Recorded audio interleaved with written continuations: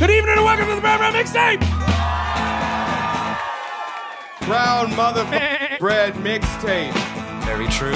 So if I say brown, you say bread. Brown. Brown. So I'm here with Justin Grounds today. We're backstage at the Grand Social, Justin, yeah? Yeah. It's been a hell of a day for you, actually. Maybe you should give the listeners a sense of how your day started. Well, I woke up at 7. Okay, here's how the day started. I woke up at 7 and all my bags were packed to get the train up here to do this gig tonight. And From? Clonakilty, Right. where I live, where I love this town, Clonakilty. And I quickly turned on the emails, and there was like 4 emails from people just saying Clonakilty's completely flooded and devastated, like emergency warning. Pretty And, serious like stuff. the town mayor had one, like, do not try to enter or leave town today. You won't do it. So we jumped on our bikes and biked down, and like it was like a torrent. It was like a lake. It was like a massive river coming through the town. It's just devastated. Everything. It's totally destroyed. Yeah. All the shops, all the pubs, the hotel in town, like all the little cafes are just wrecked.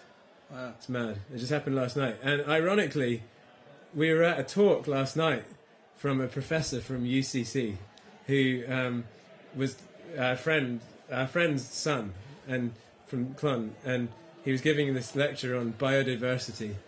And he said in the middle of the talk, we were in O'Donovan's hotel, the old hotel in town. He said in the middle of the talk, really like forcefully, he was like, if you're making plans to do with conservation and biodiversity, you have to take into account climate change. He goes, you have to take into account that in 10 years' time, the water will be lapping at the door of this hotel. And the next morning, we woke up and there it was. So it was almost like he was this prophet of doom for Clon. It was just. But you made crazy. it. So yeah, I didn't think I'd make it out, but a friend of mine, like luckily we live on the hill, so we were fine. And a friend of mine managed to get her car to our side of town because you couldn't get through town, and get on the hill. And then we went on this kind of round the farmer's field road, and managed to get to court because she's a doctor and she needed to get to work. So, and then the guys at the nice people at Irish Rail put me on a later train without charging me. So Nice it was work. cool, yeah. So here we are, and got to Dublin. It was like beautiful sun, spinning around on my bike. And, So Justin Grounds has had a hell of an adventure getting from Clonakilty through the rain and the wind all the way to Dublin, and we're backstage at the Grand Social because you're playing a show tonight. Yeah, with Piers McLaughlin. I'm really glad to be here because it's just a fabulous album he's launching, and I'm absolutely happy to be supporting him. And we've had him on a previous podcast, and he's certainly one of our favourites. Yeah. Also, just for the listeners, if you hear roaring and shouting and chanting in the background, that is because the Euro 2012 semi-final between Italy and Germany is being played outside the door, in the bar, and Italy are currently winning. So we may hear some Italian chanting, which is very musical. Yeah. So let's get stuck into just a bit of a chat. I'm really curious to hear about your background, Justin. I know very little about you other than I know you live in Clonakilty, and I know you're not actually Irish, but you've been living here for a while. Yeah, I've lived here for nearly 5 years, and before that I lived in Melbourne, Australia. But I was born in Cambridge, England, and my mother is Australian. So you're a mini UN. Yeah, kind of. Well, I'm like Commonwealth. Like, my mother's Australian, my father's English, and my wife's Canadian. Fantastic. You know, so like I actually remember the ultimate Commonwealth. The night you played the Brownbread, as you were preparing to play, you turned around and said, "Calla, can you hold these, please?" And you handed me 3 passports. And I was like, he's an international man of mystery. I actually remember that because the next morning I had to wake up and go to the Chinese embassy because I was doing a load of gigs in China, and I had to submit my 2 of my passports and my wife's passport to get Chinese visas. So I was really dead worried because I'm really bad at losing things, like all the time. I can safely say. So I gave him to a very safe pair of hands. Yeah, you did.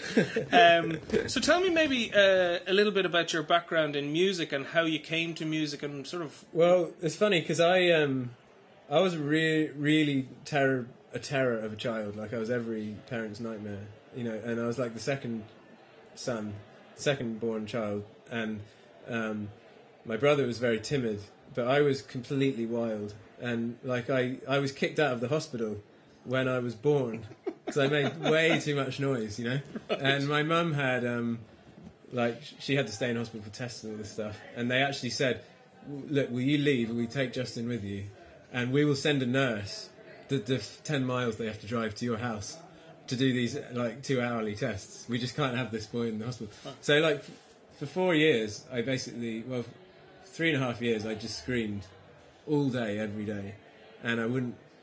I was just a terror, and my parents were really worried, and they just didn't know what to do. And but the only times I stopped screaming, they tell me, is when, and I kind of have a memory of this, is when either like violins or cellos were being played on the little black and white TV that we had, or we were in the town, and I'd just scream, and then we'd get in front of the music shop, and I'd be really quiet and look at these instruments. So I was obviously like really fascinated by these instruments, and I remember like my dad would take me to his meetings because he was a professor, and he'd give me paper and just say draw pictures while we had the meeting, and I'd just draw string instruments. Like all I wanted to do was draw them. So we went to Australia to visit family, and I met this violinist there when I was just before I was 4, and she gave me a little cardboard cutout violin and a stick. Right. And I would practice bowing on that. And then when we got home to England, my parents said, well, this kid needs some sort of music, right? So they go, let's send him to ballet class. So they sent me to ballet. They bought me these dainty shoes, and they sent me to the ballet class. I was the only boy, and there was like 25 girls in little tutus. And as soon as the piano started playing, the girls would do their dainty ballet moves, and I would just go mental, like just go wild, running around the room, flailing my arms around and knocking into everyone. And at a certain point, about 6 weeks in, my mum came early to see how everything was going, and just saw this complete mentalism in the ballet class, right. And like immediately pulled me out of ballet. So and we need to change they direction. said, right, and what I really wanted was a cello.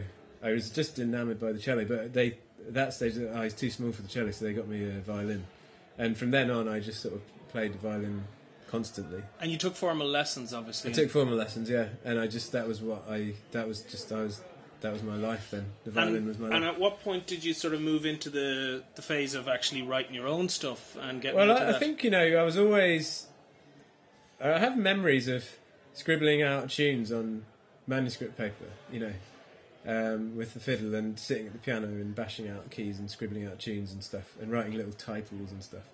And then when I was and then I played in all these orchestras, Saturday morning orchestras and stuff. And then when I was 11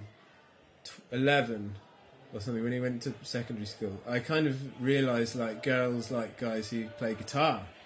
And my big brother's friend had this guitar and he wanted to sell it, so I bought that off him, and I just taught myself chords on the guitar. Right. And then I saved up all my money and bought a Fender electric guitar, a red one. A classic. And then we started a band, and then from then on I played in bands, and that was but I still played in orchestras and did all my classical stuff. But I also played in bands and did Guns N' Roses and Metallica and Rage Against the Machine and all that. And then that it's a far cry from playing the fiddle, isn't it? Yeah, well, I don't know, for me, I heard this cool thing, I don't think that music should be classified in any way other than alphabetical order. Right, nice, I like that. So I was just happy to make noise, Right. Yeah. And my parents were happy I wasn't screaming. Yeah, sure. I still wonder whether really badly played fiddle is worse than screaming child, or not. I don't know. Which might be a nice moment for us to maybe hear a tune. Yeah, cool. Do you think you could play us a song? Yeah, I will. Yeah. Would you play us one of your own and maybe tell us what it is and perhaps the inspiration for it? Okay, I'll play one that came off this record that came out last year. This one's called... Is this one from The Dissolving? This is from the Moon Pulled Us Here very EP. Good. And actually, tell the listeners just real quick about that. You did a vinyl release for it. Yeah, I've done a couple of vinyl releases. This one, I didn't do any CDs. I just wanted to do vinyl and download. Because I feel like CDs are sort of a waste of plastic now, Right.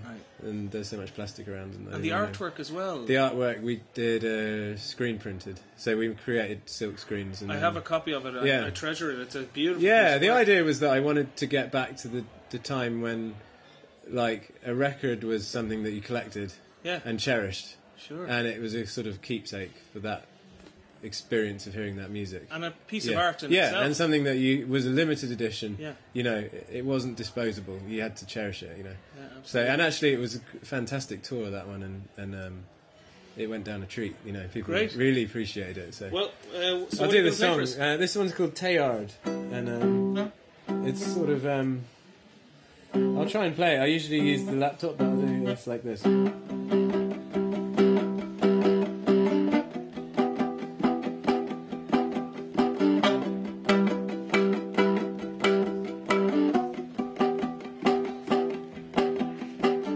Can't you see the tide is rising? Can't you feel the cells dividing?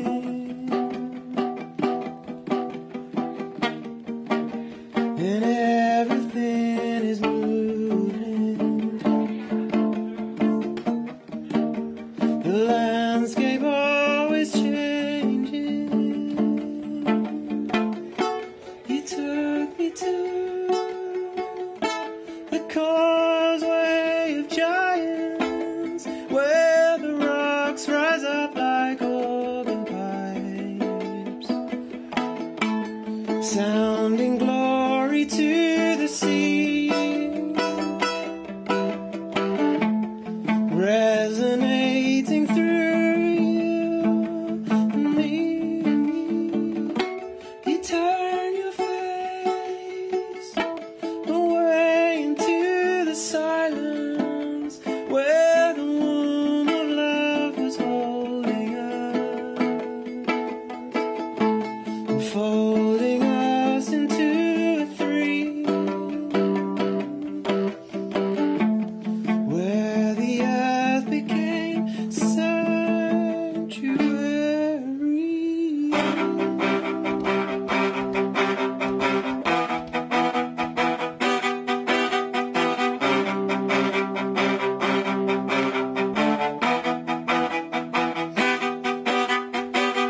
Time will tell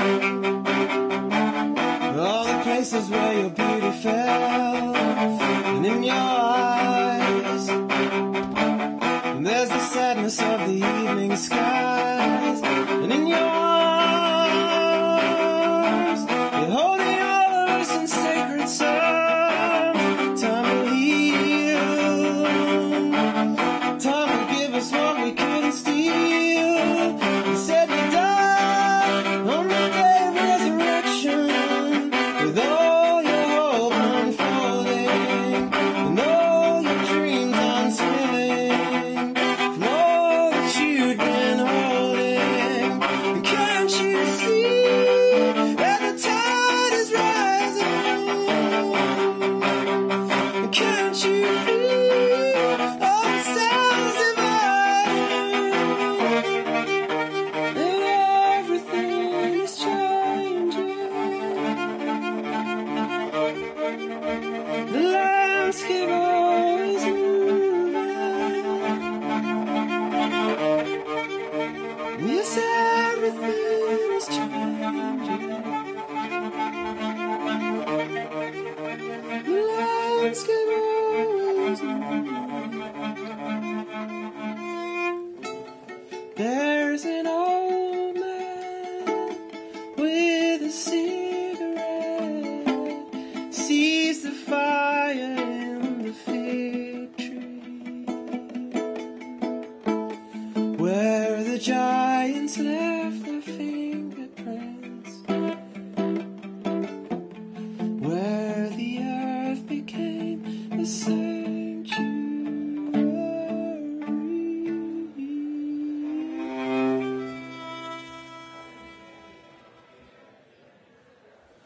Lovely stuff. Thanks a million, Justin. you. That sounded great. Cool. I remember you playing that actually at the Brownbread Mixtape Oh, did I? as Cool, well. right, yeah, right, because yeah. I think you just really it was part of that tour, Yeah, that of, tour, of, yeah, that, yeah. of that record. Yeah, cool. One thing I'm kind of curious about, and it's one that we ask people on the podcast a lot, is about writing. and how you write. Yeah. Are you somebody who uses recording devices? Do you write pen and paper? Do you actually write it out? Like actually, Yeah. How do you record your music, or how do you write? It sort of changes all the time, and it's actually a really good question, and it's a bit of everything actually. Like in the early days, I was really interested in songwriting, you know, and writing lyrics, and so I would really write lyrics out with pen and paper and make them all rhyme and have a verse and a chorus, you know, and it would all flow like a Bob Dylan song. Ideally, yeah, and then in the sort of traditional way a song goes, you know, a folk song or whatever, and then the music would kind of have to fit that. So then I'd come up with music that would fit that. But in the last, say, 5 years, it's the other way around now. Like I write the music, and then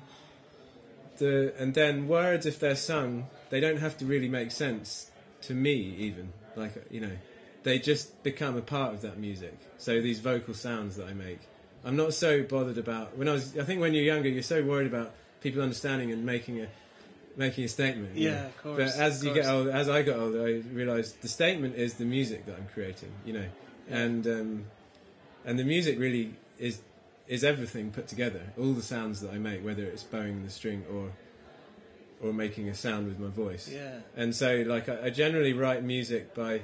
I have this regime where I have a music room in my house, which is kind of like my little sanctuary, and I kind of have this regime where from 9 till 1 I go and I show up for work, you know, and I fantastic, and it's like the only prerequisite is the violin has to be played.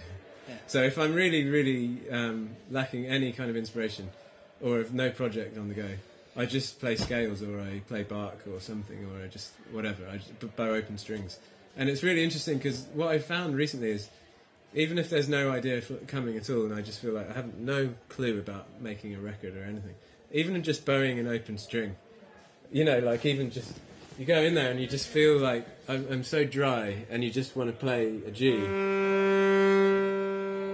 I remember going one day, I just played G, and I played a top G on top.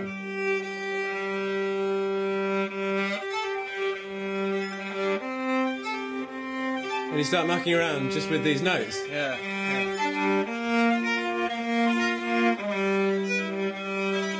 And soon enough, like within 5 minutes, you're playing a tune, you know, and music starts to come. So I'm really of the opinion now that, like, the more I think about my process is like, when the artistic process in general, like, the artist doesn't know what the hell they're doing, you know, and you don't have to know.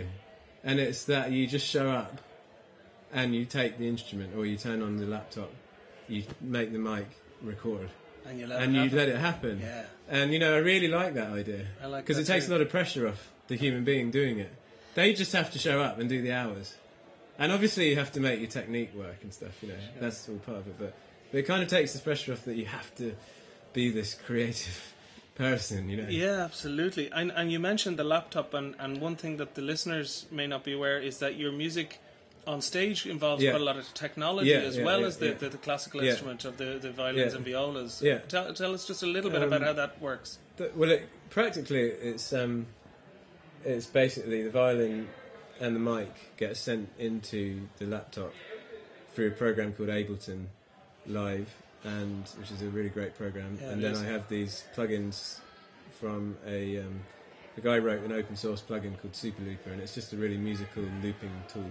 So I can have like 16 channels going of violins and looping on all these different channels and bring them in and out, and then I can send them through filters. Do you write for performance sometimes? Like, well, thinking it's a bit how you like can do the same that? thing again. You know, some songs come out of setting up that in the music room, the stage setup, and just playing and improvising, you know. And as you improvise, some of the loops turn out to be really nice and work together well, and then you kind of save those and refine them. Yeah. But some songs just come from that moment of oblivion where there's nothing, and you make a beat on the mic, or you program a weird drum machine, and it comes out of that. And then the trick is like, well, this is a really cool piece. How the hell do I play this live? You know. Some pieces don't get played live because, you know, they're just not they don't work. Or, Well, and it's fascinating to hear, and I really enjoy listening to it in the live setting. Yeah, I think, cool. I think it's a really exciting sort of sound, and it's something I hadn't heard before. And this might seem like a nice point actually for us to listen to the first music track that you've chosen, which is a Cork artist, Bill Coleman, who also uses loops quite nicely and effectively, and he's a very melodic sort of guy. He's fantastic.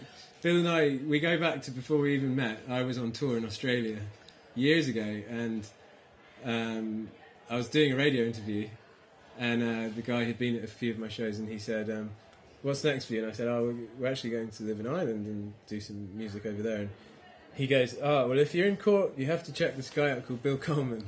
Really? No, this is in Adelaide on this indie radio station. Fantastic. He goes, "I went to Ireland on holiday and I checked out. I went to loads of gigs in Cork, and after seeing Bill Coleman, everything was shite after that." Wow. And I just thought, oh, that's cool, I have to check this guy out. So when we moved to Ireland, I actually forgot the name, and I wrote to the guy, and he wrote me back, says, check him out, here's his website. So I wrote to Bill, and it turned out he was coming down to Clon to play in DeBarra's like 2 weeks later, and we met, and we just became friends immediately. And we've done a lot of tours together. Great. Right now I'm actually doing all the strings on his new record, which sounds fantastic. So Great. Well, this is a recording of Bill Coleman playing False North at the Brownbread Mixtape. So let's have a listen to that. Hail, hail to the world, to the shining light, to the dark out yonder.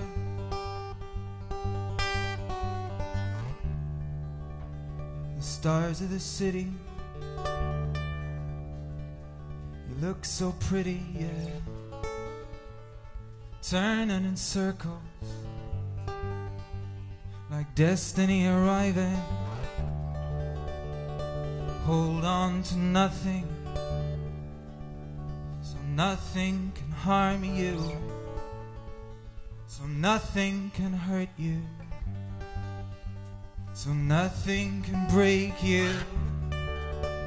So desperate to impress, so desperate to say yes, so desperate to be loved, but too scared to say so. I will change your mind, I will kiss your tears, I will break your heart, but then I'll disappear.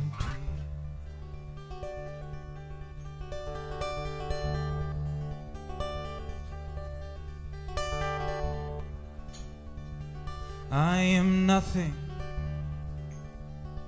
nothing without you. Change is gonna come though, but I think that it'll make us stronger. Welcome to False North, eyes on the big prize, life on a small stage, with nothing to be afraid of. Hold on to nothing, so nothing can harm you, so nothing can hurt you, so nothing can break you. Last drink down in, last bus coming, lost in all these people, bruised, battered and bleeding, all out in the open, the key that just won't turn, the lock that we break, the door we kick down, destiny arriving. Hold on to nothing, so nothing can harm you, so nothing can hurt you, so nothing can break you.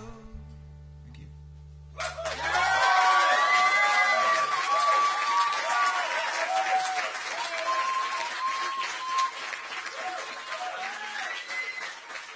Thank you. So that was Bill Coleman with False North. It's a fantastic song, I have to say. Yeah, it's a beautiful song. It's really one of my favourites of Bill's, and that record that he put together is a super record, and You Can't Buy Back Your Life. I really encourage listeners to pick that up. You were talking a bit about Clonakilty, or Clon as you call it, there's actually quite a vibrant music scene down there, isn't there? Yeah, it's mad. Like when we moved there, we had no clue anything about this place where we're going. All we knew was there was this house on Inchydonny Beach that we could live in for a while. You know, so we just came from Melbourne, Australia, and ended up there. And then we're like, okay, we should go and check out the local town and see what's going on. And then we go in and wow, you know, Roy Harper lives up the road. You know, Noel Redding from Jimi Hendrix Experience lived there for 20 years and played in the pub. And, you know, there's gigs every single night. And DeBarra's is the local... DeBarra's is where we all hang out, and that's where great music happens, you know. But it's not the only place. I mean, there's tons of... Bill Shanley's a great guitar player he lives in Dublin now. He plays with Ray Davies from the Kinks. He's a good friend of ours. His mum runs a pub in Clon. Fantastic. He comes down and jams with us all the time. And tell me, I'm curious...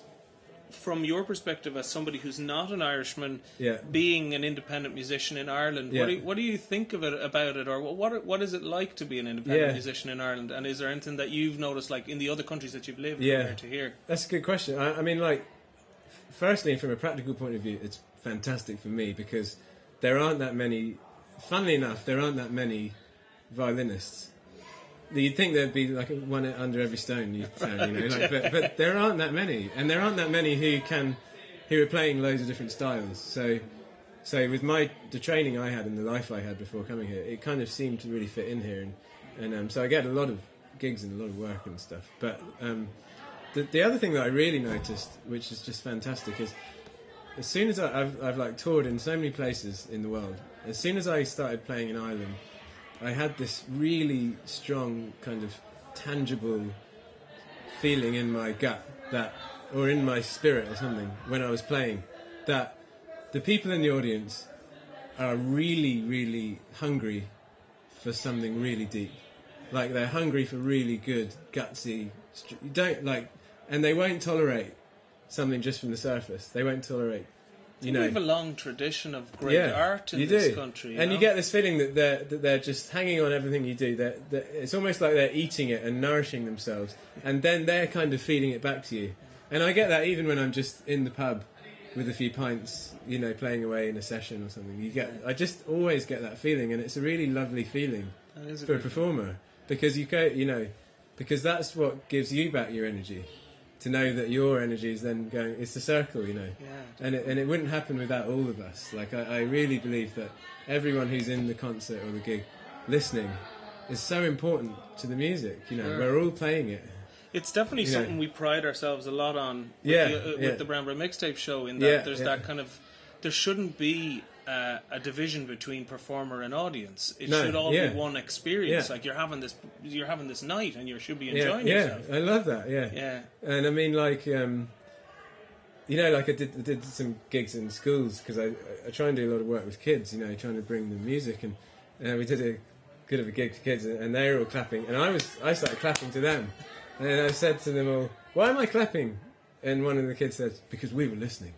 I thought, he's really into it. He's got it, right? And it's true, you know. Yeah. And there's something great about that in Ireland. And the other thing about Ireland is there isn't this silly kind of superstar complex.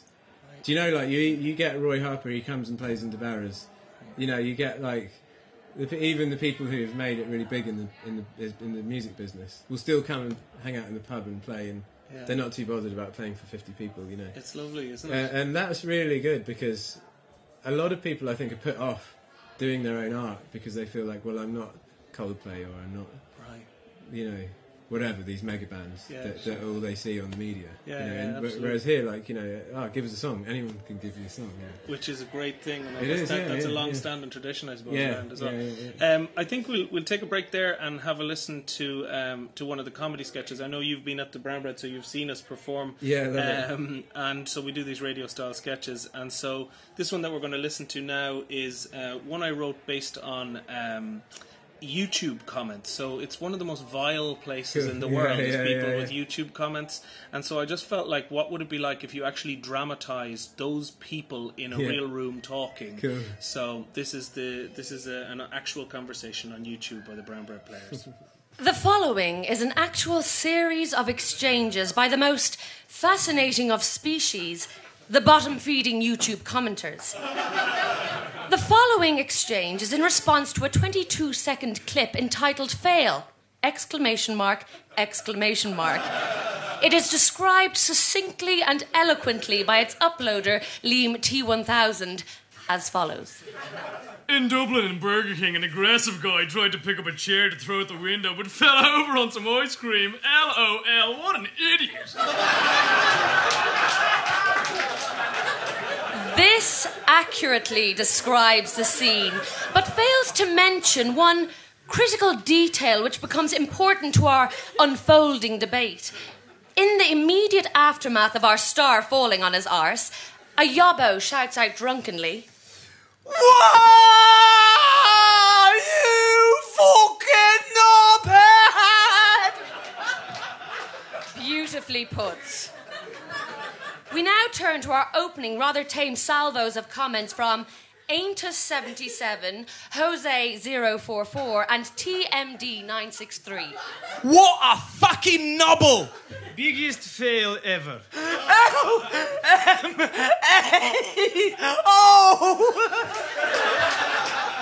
Indeed, laugh my arse off.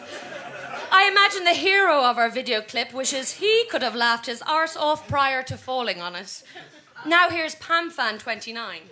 If I were that guy, I'd fake an injury and sue the shit out of Burger King.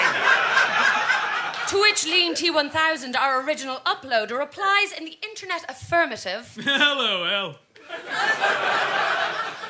Now our YouTube tale takes a twist, and our villains of the piece, For Existentialistics and Yoshi44, enter the scene and begin a war of words. See, that's exactly why people call Americans crazy. This is obviously not in America, fool. Retard, this doesn't even involve you, because I was replying to PamFam. Besides, what the fuck would you know, Jew?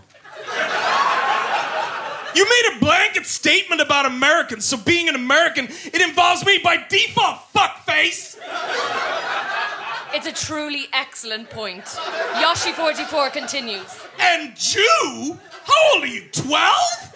Anyway, the accent and lingo used by the people talking and the fact that the description says it took place in Dublin make it obviously not America. But maybe I'm wrong. I'll go check my map. But I was pretty sure Dublin is located right next to where you live, on the island of I'm a fucking faggot!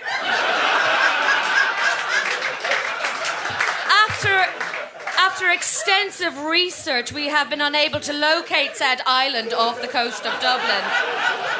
Yoshi44 now leaves the conversation, and in chimes Chaddy Silver with this repetitive nugget of wisdom. It's in Dublin, mate, not the USA.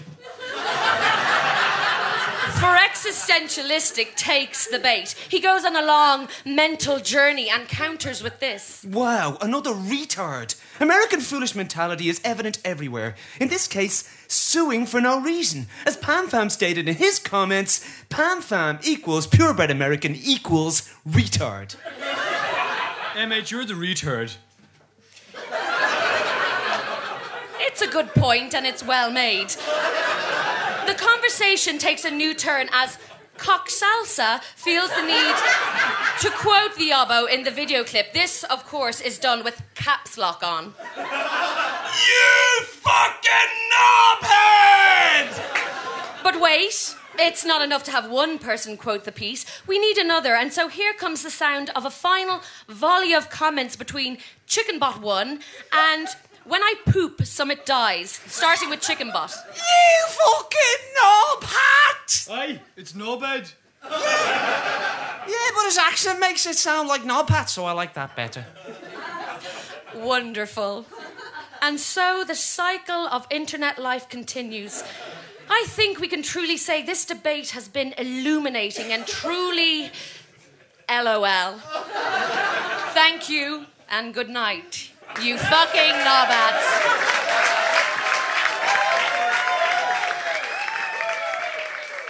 And that was a sketch called An Actual Conversation on YouTube by the Brownbread Players. I wrote that one, and it was performed by myself, Sean McDonough, Eva Bartley, and Gus McDonough. Justin, getting back to our chat, I'm just interested as well to hear a little bit about kind of your musical influences and kind of who inspires you. Maybe not even necessarily musical inspiration, but inspirations. Yeah. Well, the main one is Bach, funnily enough. That's a great one, I'd say. And I there's something about the music of Bach, and I've grown up with it, and I'm lucky to have grown up with it.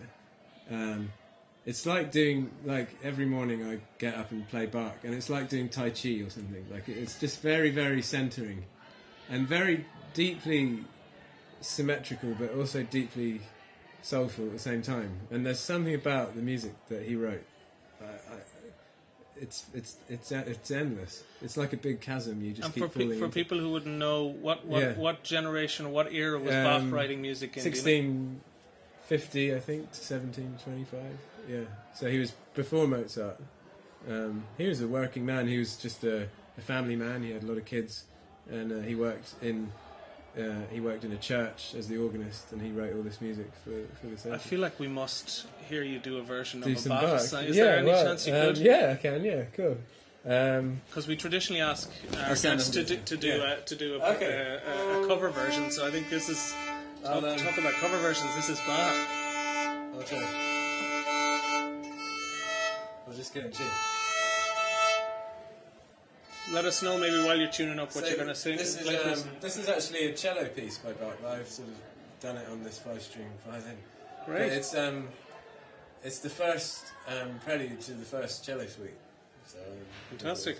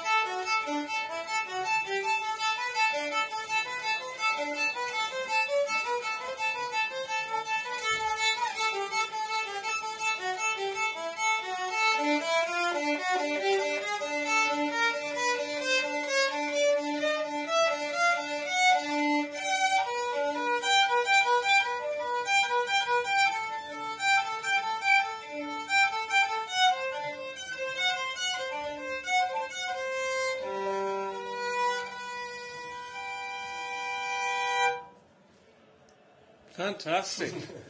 That opening refrain or that opening moments of that song is just so recognizable. Yeah. Can you do it again? Yeah, just the opening. It's lovely, isn't it? It's so beautiful, yeah. Yeah. It It's just something about it. It's isn't there? wonderfully Just- evocative just, and just pulls your soul. Into, fantastic. So Bach is really with me all the time. But then, I mean, like I listened to a lot. I played for 4 years in a live drum and bass band. Did you really? And I love like all that really lovely electronic stuff, glitchy stuff. I'm a big fan of drum and bass. LTJ Bookham. I love LTJ Bookham. It's great. I love Ronnie Size. I love all that stuff. I love really hardcore. Like I love some of the electronic stuff from the Warp label, Aphex Twin. Yeah. Anything that's just on the edge, and has a lot of soul to it. Yeah. I love Bjork. I like that Icelandic music coming out of there. Yeah, that's some interesting stuff, isn't it? Yeah, I love Arvo Pärt, who's an Estonian minimalist composer. And what about are there Irish artists that you would listen to and like? I really like. Actually, there's a record by Sinead O'Connor, funnily enough, that is a reggae record. Oh, I've never heard that. I've never actually heard it, but I've heard of it. I can't remember the name of it now, but she does a lot of old reggae tunes. But her voice is just perfect for that. Spectacular. Her spirit. She went to my school. Would you? Did believe? she? Yes. Really? I've never met her. She would have been a generation above me, but yeah. Yeah. I think she's she has gorgeous. an unbelievable voice. I love. There's a fiddle player called Quivine O'Reilly. He's really cool. I've seen pieces that Miles O'Reilly has filmed of him Yeah, online. yeah, They're yeah. fantastic. He seems like a few of my friends know him, and I think we should get together one day. If you're listening, Quivine, we should hang out and play fiddle. Absolutely. And he think plays the world with needs that. Martin Hayes, and I love Martin Hayes. To me, he's a Zen master of the fiddle. Yeah. So there's some cool stuff There's there, some spectacular acts. I've said it before Yeah. in this podcast. Like we have such a wealth of we people do. in this island. Yeah, we do. I love. There's a band called Nanny Nanny. Do you know that? I've done some shows with them. Laura Sheeran is the yes. singer from them, Yeah. and we've done a load of shows together. They're really cool. They're really, really electronic, and I like that a lot.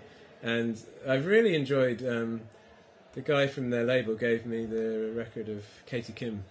Oh, I've actually really enjoyed that. She's from Waterford, actually. Yeah. She's That's superb. a lovely record too. So, She's superb. Yeah, I'm a big fan as well. You could probably go on all day, right? There's some great stuff going on. Yeah. I think we'll pause for a moment just to listen to a live track from actually a Clonakilty poet. Good. By the name of Dave Lorden. Dave is a fantastic performance poet and page poet for that matter, and I came across him in just the group of poets who I've met in Dublin, and he has a real spirit about him and a real fire, and this poem is actually about a guy from Clonakilty called Fearless. Yeah. Do you know Fearless? Yeah, I know him well. Well, I don't know him well, but I know him well, Like, you know Fearless? There's a lot of characters in Clonakilty, and that's one thing I love about it, is that in any other city in the world, or town, these people would be in institutions. But in Clonakilty, we like to have them in the streets. Right. We celebrate them. We really do celebrate them, and Fearless is one of them. And there's a funny one story about him, is that he didn't get on well with his dad at all. He's a very wild guy. He didn't get on well with his dad one bit, and everyone knew that. And he used to go, his mates and all that would go right out on the lash, on the piss, and they'd want to go up to Cork City, and he didn't have his car was on the blink, and they said, well, go and get your dad's car, and we'll all go out on the piss in Cork City. So the story is that he went up to his dad's house, and they all waited on the driveway, and Fearless knocked on the door and went in. And they heard this awful commotion, banging, crashing, stuff falling off shelves, for about 5 minutes. And they were just, what the hell's going on there? They come out, Fearless has got a black eye, and he's got blood all over his hand. And he just says, he said it would be grand. I just think that's such a great story. That's fantastic. Well, this is a poem that Dave wrote about Fearless, and it's called Fearless. Fearless! I'm fucking fearless! Try me now, why don't ya? And I promise you faithfully, you won't last too long. 'Cause I'm the one they're all on about when they're drinking their fucking coffee above in Sullivan's Cafe. I'm the one that ripped the fucking fag machine down off the wall above in Sullivan's Lounge. I'm the one that spreads myself out on a bench above in the square of a summer's day with me potbelly out. sucking a flagon and fucking and blinding anyone who'd be passing, 'cause I'm fearless, fucking fearless. Last Friday I got steamed above in Cork. I got fucked out of Henry's for biting some young fella's ear off. Well, as I was passing out beyond the viaduct, I got a mad tashby to run out in the road, and I screaming into the headlights how I'm fearless, fucking fearless. I'm the laziest old bollocks that ever you met, but I'd eat your fucking eyeballs in a shot. I'm barred from every pub in town, and every bookies too, but I'd walk to Tipperary for a drink and a bet. I'd walk to Tipperary for a drink and a bet. Doubt me now! Watch me go so! Till I leap up onto the counter like a pure fucking tiger and kick the heads one by one off the beer taps, and I watching myself in the big bar mirror as I dance in the blood and the fountains of beer. Yeah, I dance in the blood and the fountains of beer, 'cause I'm fearless, fucking fearless.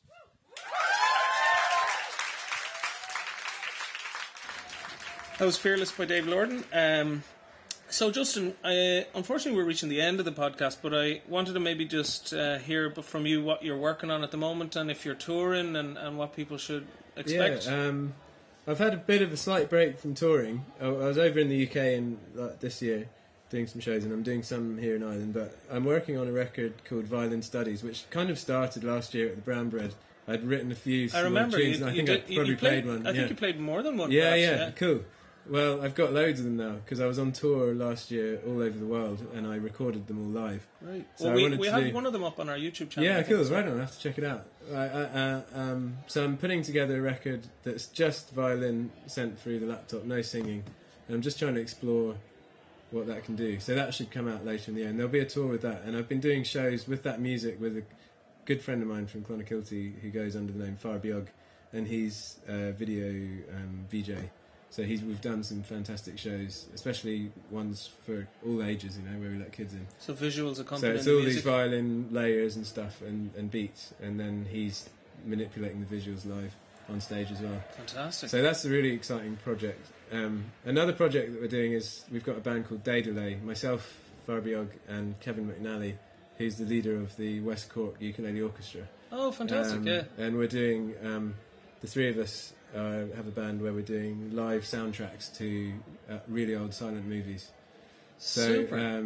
We've got a tour. We're going to do a tour probably in the autumn time. And what films? The first film's called Colourbox from 1935, and it was the first ever attempt to paint onto celluloid film. Every frame's hand painted. That sounds fascinating. And then we're doing Voyage dans la Lune from 1903. Yeah, is that the Méliès? Méliès one, yeah. And then we're doing a Buster Keaton one, The Goat. Yeah. Oh, fantastic. We're doing really modern electronic kind of music with live instruments, That sounds amazing, Justin. So we'll be up in Dublin for sure. Great. Maybe and all around the country, I presume. Yeah, we will, yeah. Maybe at the CFCP we'll do something there. Super. Yeah. Well, how can people find out more about you, and how can they maybe keep a track of when that stuff is happening? Yeah, and tours? the web.